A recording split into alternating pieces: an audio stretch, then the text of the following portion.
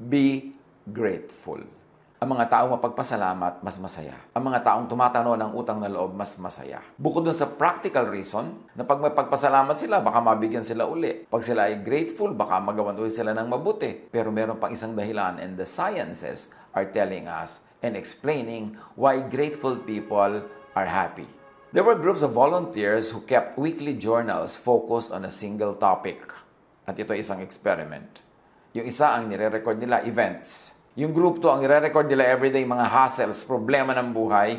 At yung group 3, ang nire-record nila gratitude, mga dapat nila ipagpasalamat, mga ikinatutuwa nila, ganon. This group on gratitude reported feeling more optimistic and satisfied. Fewer physical symptoms of discomfort were experienced by them, from runny noses to headaches.